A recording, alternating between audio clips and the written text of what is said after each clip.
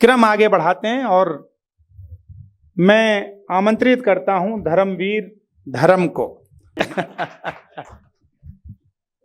आदरणीय दादा प्रवीण शुक्ल जी का बहुत बहुत आभार। मैं पिछले 4-5 वर्षों से मित्रों, ये मेरे लिए परम सौभाग्य है कि मैं उस तरफ बैठ के 4-5 वर्षों से इस कार्यक्रम को सुनता रहा हूं और आज सौभाग्य से इस तरफ आपके समक्ष अपना संवाद करने का, बात रखने का अवसर मिला है। मैं बहुत प्रणाम करता हूं दादा प्रवीण शुक्ल जी को, जिन्होंने मुझे चुना। 10-15 मिनट आपके समक्ष हूं। 2-3 महीने उपस्थिति जो मंच पर हैं, जिनको सुनकर हम लोग कविता लिखना सीखे। आप सब जानते हैं, पूरी पीढ़ी ने उन्हें सुना है। आदरणीय सुरेंद्र शर्मा जी, आदरणीय अरुण जेमनी जी, मैं सबके चरणों में नतमस्तक होता हूं और बाबूजी को विशेष प्रणाम करता हूं। राष्ट्र कवि संगम दस्तक के कार्यक्रम में मैंने काव्य पाठ किया है, तो हम लोग उस धारा से निकले हुए कवि हैं और आज यहां तक पहुंचे हैं, तो इसका श्रेय निश्चित तौर पे आदरणीय बाबूजी जगदीश मित्तल जी को जाता है। मैं बाबूजी के चरणों में नतमस्तक होते हुए प्रारंभ होना चाहता हूं। मध्य प्रदेश के भिंड से आता हूं और दिल्ली विश्वविद्यालय में शोध कर रहा हूं। जो अन्याय के साथ खड़े हैं उस समूह को भेदेगा। क्या आरोप युवा पीढ़ी पे लगता है साहब कि युवा पीढ़ी कुछ बढ़िया काम नहीं कर रही है, मोबाइल फोन में लगी रहती है? मैं युवा पीढ़ी की वकालत करते हुए यहां खड़ा हूं और आश्वस्त करता हूं कि हम लोग श्रेष्ठ भारत बनाएंगे, गुरु भारत बनाएंगे। जो अन्याय के साथ खड़े हैं उस समूह को भेदेगा। जो भारत माता के खिलाफ हैं उस लहू को भेदेगा। वो बात पुरातन युग की थी, वो बात पुरातन युग की थी जब अभिमन्यु को छला गया। ये नए भारत का युवा जोश जो चक्रव्यूह को भेदेगा। ये नए भारत का युवा जोश जो चक्रव्यूह को भेदेगा। बहुत अच्छे। भले दिखते हैं भोले से मगर कमाल के लड़के। हमारी पीढ़ी पे आरोप लगाते हैं साहब, युवाओं से कहते हैं कि ये कैसा देश बना दिया।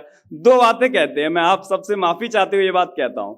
एक तो ये कहते हैं कि भली मनसायत का जमाना नहीं रहा, अब जमाना खराब हो गया। फिर ये भी कहते हैं कि नई पीढ़ी बढ़िया काम नहीं कर रही है। तो भली मनसायत का जमाना नहीं रहा तो हम ले आए क्या? ये तो पुरानी पीढ़ी का करा धरा है। हम लोग तो अच्छा काम करना चाहते हैं। आप अपने बेटे बेटियों पे आश्वस्त होइए, उम्मीद दिखाइए। मैंने डी गुकेश पे 4 पंक्तियां लिखी, जो चेस का विश्व विजेता बना सबसे कम आयु में। भले दिखते हैं भोले से मगर कमाल के लड़के। इसमें लड़के शब्द है लेकिन ये लड़कियों के लिए भी है। ये पंक्तियां हमारी पीढ़ी की अगुवाई में है। भले दिखते हैं भोले से मगर कमाल के लड़के, भटकते गांव शहरों में बदलते हाल के लड़के। और सुनाओ कृष्ण की गाथा, जरा सा मार्गदर्शन दो तो दुनिया जीत लेते हैं 18 साल के लड़के। तो दुनिया जीत लेते हैं 18 साल के लड़के। हर बार नहीं खेलेंगे कच्ची पारी हम। अब वो भारत नहीं रहा है साहब। कितने युवाओं ने कमाल किया हर युग में। 32 साल की आयु थी आदि गुरु शंकराचार्य की। देश भर में सनातन का प्रसार किया, 4 स्थानों पे मठ स्थापित किए। श्रीनिवास रामानुजन तमिलनाडु में जन्मे और 33 साल की आयु थी। ऑक्सफोर्ड में रिसर्च चल रही है, गणित के ऐसे सूत्र दिए। स्वामी विवेकानंद, खुदीराम बोस, भगत सिंह, कितने युवाओं का नाम लें। युवाओं ने इस देश को, राष्ट्र को गढ़ा है। हर बार नहीं खेलेंगे कच्ची पारी हम, हर बार नहीं हारेंगे इन षड्यंत्रों से। मेहनत का फल देव चुकाया करते हैं, जीत नहीं होती है केवल मंत्रों से। पुरुषार्थ नियोजित ही किस्मत की रेखा है। कर्म करेंगे तो विधान बनेगा। पुरुषार्थ नियोजित ही किस्मत की रेखा है। निर्विवाद यह सत्य शास्त्र बतलाते हैं। बैठे रहने से मंजिल नहीं मिला करती, आलस्य त्यागने वाले पूजे जाते हैं। इसलिए हथौड़ा लेकर माझी सा टूटो। माझी कमाल का व्यक्ति है, पहाड़ खोदकर रास्ता बना दिया। इसलिए हथौड़ा लेकर माझी सा टूटो।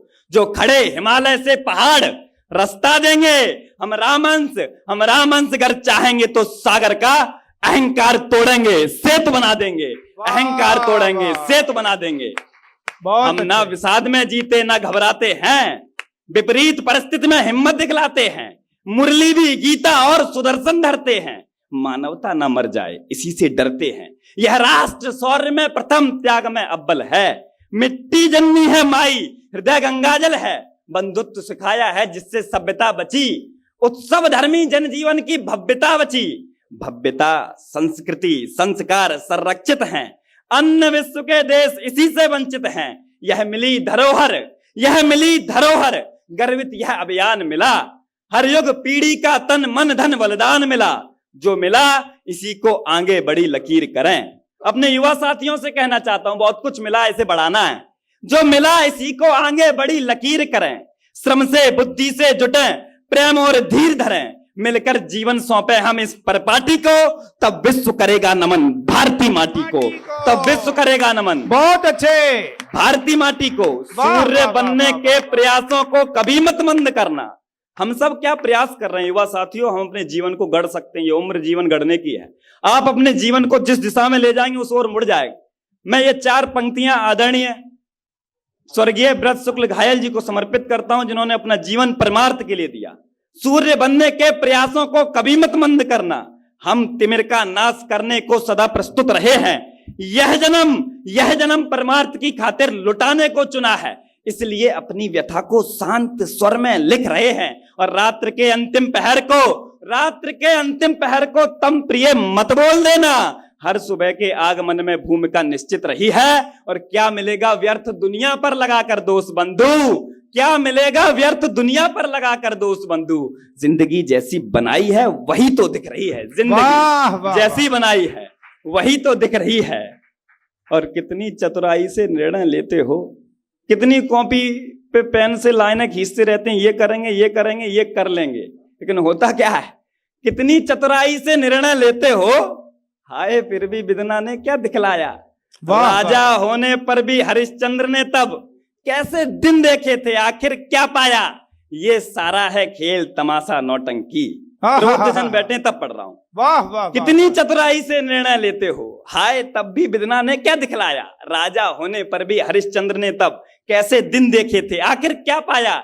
ये सारा है खेल तमाशा नौटंकी, इसमें कुछ गंभीर नहीं होने जैसा। मिलने को तो राम तुम्हें मिल सकते हैं, किंतु नहीं है कण भर भी खोने जैसा। दुनिया में जितने विचार और दृष्टि हो, अंतिम सबका सार एक ही मिट्टी है। तथ्य समझने से जीवन मिल सकता है, जगती का आधार एक ही मिट्टी है, जगती का आधार एक ही मिट्टी है। बहुत अच्छे धर्म। घर घर गांव गांव रामधुन चल रही, दुष्ट दानवों को राम मत मिलने लगी। मैं एक कविता सुनाना चाहता हूं। मैंने राष्ट्र की बात, दर्शन की बात कुछ आपके समक्ष रखी। ये कविता आप सुन लेंगे तो मेरा मन लग जाएगा। अंगद पर एक कविता मैंने लिखी है, बहुत अच्छा। आदरणीय बड़े भाई चिराग जैन बैठे हुए हैं, बड़े भैया को समर्पित कविता हूं। उन्होंने राम के ऊपर बड़ा काव्य लिखा, ये कविता भैया आपको समर्पित। घर घर गांव गांव रामधुन चल रही, इन 4 पंक्तियों के बाद, इन छंद के बाद वो कविता प्रारंभ हो। घर घर गांव गांव रामधुन चल रही, दुष्ट दानवों को राम मत मिलने लगी। राम जी की चाह में हमारी चाह घुल गई, राम जी के काज को भी गत मिलने लगी। और बरसों से सो रहे जो पाप की रजाई ओढ़, ऐसे कुंभकर्णों की नींद खुलने लगी। और पांव अंगद का जो जमने लगा है प्रभु, रावणों से शासकों की नींव हिलने लगी। पांव अंगद का जो जमने लगा है प्रभु, रावणों से शासकों की नींव हिलने लगी। श्री राम की आज्ञा पाकर के लंका पहुंचा बाली सपूत। कथानक सबको मालूम है क्या होता है, शांति दूत बन के अंगद जाता है, फिर क्या क्या घटनाक्रम है ये कविता सुनिएगा। श्री राम की आज्ञा पाकर के लंका पहुंचा बाली सपूत, शांति ध्येय मन में रखकर लंका पहुंचा श्री रामदूत। हाथी सा बल था अंगद में, हिमगिरसा जिसका सीना था। सुग्रीव की सेना में अंगद जैसे कोई चटक नगीना था। बुद्धि थी उसकी बड़ी प्रखर, उसका यश फैला था नभ में। देवराज इंद्र का नाती वह, खोलता रक्त था रग रग में। उसकी आंखों की चमक देख दिनकर भी उससे जलता था, मिट्टी भी छन जाती थी, ऐसे बलशाली चलता था। श्री हरि भजन करते करते लंका की लोकसभा पहुंचा। रावण था मंत्री थे जिसमें लंका की राज्यसभा पहुंचा। भयभीत हुआ रावण विस्मय अंगद को जब सम्मुख देखा। एक साथ इतने सारे भाव। भयभीत हुआ रावण विस्मय अंगद को जब सम्मुख देखा। बाली जैसा ही तेज लिए, बाली जैसा ही मुख देखा। रावण बोला तब अंगद से, तुम कौन, कहां से आए हो? बानर तुमको क्या कहना है, क्या संदेशा तुम लाए हो? अंगद बोला लंकेश सुनो, अंगद बोला लंकेश सुनो, ये नियम नहीं भूपतियों का, सम्मान मानना जान सके ये है स्वभाव पशुवृत्तियों का। है नियम यही पहले आसन, हाँ तभी सहज संवाद रहे। सबसे पहले व्यवहार कुशल, रिपता कटता सब बाद रहे। सबसे पहले व्यवहार कुशल, सबसे पहले व्यवहार कुशल, रिपता कटता सब बाद रहे। अट्टहास किया बोला रावण, मूर्ख तू कुछ जानता नहीं, जो जंगल जंगल फिरता हो मैं उसे नरेश मानता नहीं। अंगद बोला सच है, तुमको अंदाजा कैसे हो सकता?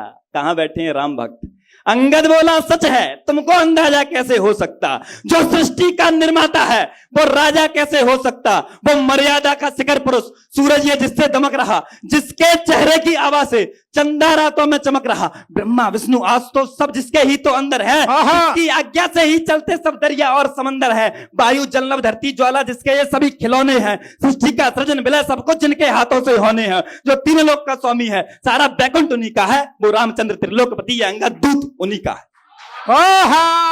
वो रामचंद्र त्रिलोकपति। भाई वाह, जरा हाथ उठाकर तालियां बजाइए, ये है नई मेधा हमारे कवि सम्मेलन। रावण बोला वाह, रावण बोला ये खोखल है, रावण बोला ये खोखल है, सच्चा तेरा ये कथ्य नहीं, वो बनवासी वन में फिरता, बाकी कुछ भी तो सत्य नहीं।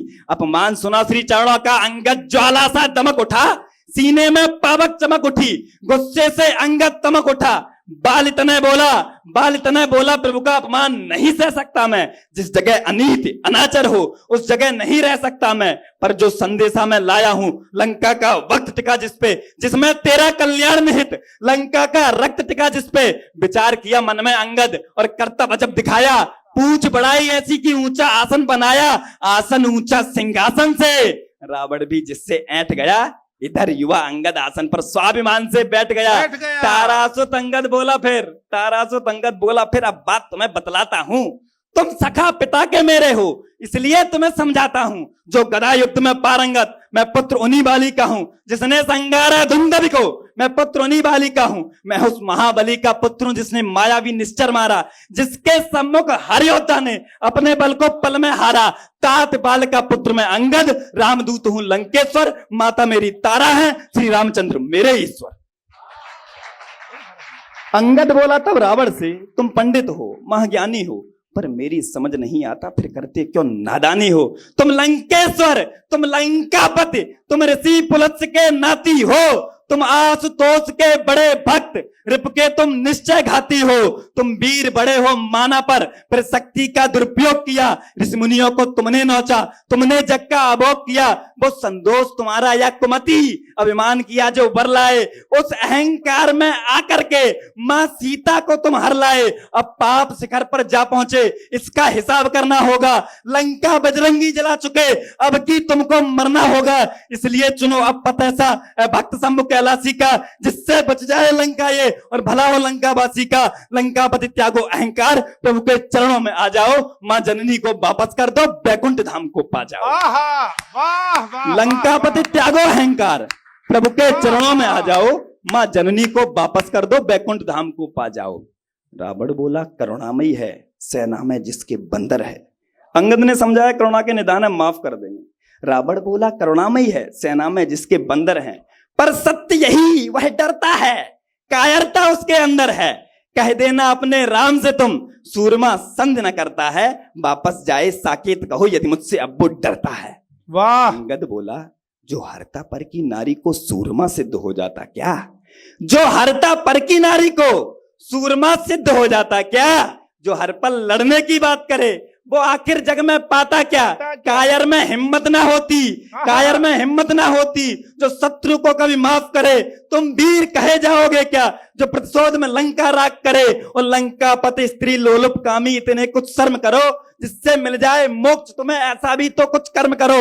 रावण रावण रावण कहते तुम रावण कहो कौन से हो, बार बार कह रहा है मैं रावण रावण रावण रावण कहते तुम रावण कहो कौन से हो, मैंने कितने रावण ही सुने, तुम रावण कहो कौन से हो। पाताल लोक जब गमन हुआ जिसको बच्चों ने बांध लिया, तब महाराज बलि के कहने पर उसको छुड़वाकर माफ किया। एक रावण जिसका गुरूर सहस्त्र बाहों ने तोड़ दिया, तब पुलस्त्य ऋषि के आग्रह पर उसको सकुशल छोड़ दिया। तुम कहो कौन सा रावण हो, किस किससे तुम तब डरते थे, कहीं वो तो नहीं जिसे दवा कांक में भजन तात मेरे करते थे। वाह वाह, आए हाय, बहुत अच्छे। तुम कहो कौन से रावण हो, तुम कहो कौन से रावण हो, किस किससे तुम तब डरते थे, कहीं वो तो नहीं जिसे दवा कांक में भजन तात मेरे। रावण बोला हो सावधान। क्या बात है, जरा एक बार तालियां शुभकामनाएं पहुंचाइएगा धर्म तक।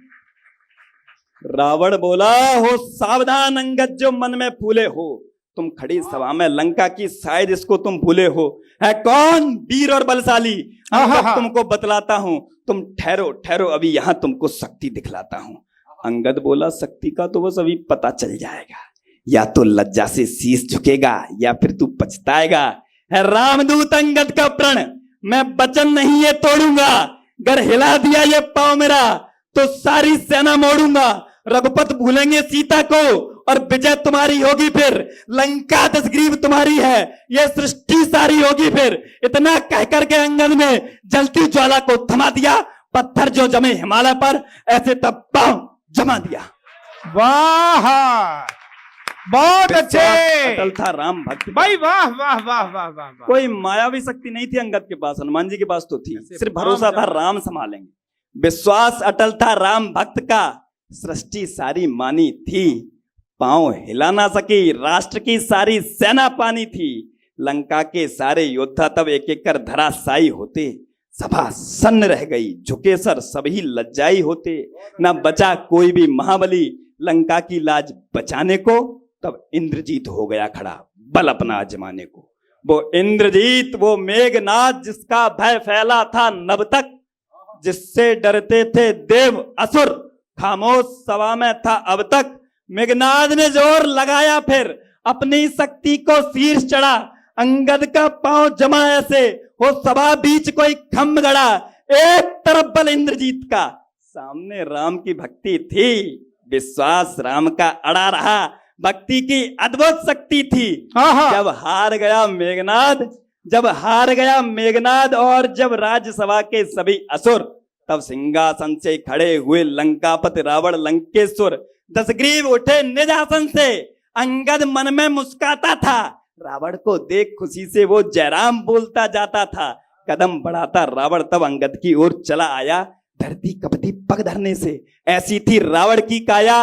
अंगद समझ गया विधना को कर्तव्य नया दिखाना है। कुछ राजनीति, कुछ कूटनीति, कुछ मर्म नया समझाना है। जैसे ही रावण झुका, पांव तब हटा, मुकुट गिर गया धरा पर पल भर में।